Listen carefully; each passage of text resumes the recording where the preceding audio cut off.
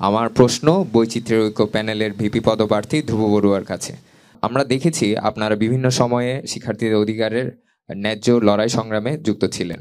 আহ, জুলাই অভ্যুত্থানেও আপনারা গুরুত্বপূর্ণ ভূমিকা পালন করেছেন এবং সর্বশেষ যে নিরাপদ ক্যাম্পাসের দাবিতে আপনারা 52 ঘন্টা অনশন করেছেন। আমার প্রশ্নটা হলো, এই যে আমাদের বিশ্ববিদ্যালয়, সেই বিশ্ববিদ্যালয়ে আপনাদের ইস্তেহার পূরণের জন্য কি গণতান্ত্রিক কাঠামো বা ওই ব্যবস্থা বা বাস্তবতা আছে কিনা, আর এক্ষেত্রে আপনি কি করতে চান?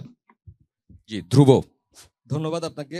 প্রশ্নটি খুবই গুরুত্বপূর্ণ যে আসলে আমরা যদি প্রতিনিধি হিসেবে জিতে আসিও তাহলেও কি আসলে আমরা বাস্তবায়ন করতে পারবো কিনা, এটার উত্তর হচ্ছে আসলে না।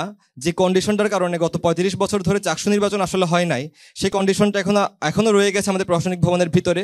আপনারা যদি দেখেন যে 30-31 তারিখের যেই সংঘর্ষের ঘটনা, সেই সংঘর্ষের ঘটনায় আমাদের 1500 শিক্ষার্থী আহত হয়েছে। কিন্তু আমরা যখন 7 দফা দাবিতে অনশনে বসলাম, তখন আমরা যে দাবিগুলো দিয়েছি তারা সেগুলো এখনো পূরণ করে নাই।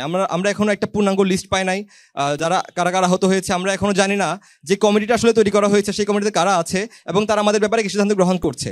তার মানে তারা যে জবাবদিহিতা করছে না, এবং তারা যদিও স্বীকার করছে যে আমাদের দাবিগুলো মানে শতভাগ যৌক্তিক, কিন্তু ক্যাম্পাস মানে তাদের ভিতরের বিভিন্ন শিক্ষক রাজনীতি এবং বিভিন্ন রাজনৈতিক প্রভাবের কারণে তারা এই দাবিগুলো পূরণ করতে পারছে না। তাহলে আমরা দেখছি যে ভিতরের যে রাজনৈতিক প্রভাবের যেই কন্ডিশনটা সেটা এখনো রয়েছে, যে কারণে শিক্ষার্থীদের অধিকারের প্রশ্নে এখনো তারা আপোষে চলে যাচ্ছে এবং তারা এখনো ভাগ বাটোয়ারার মধ্যে রয়েছে।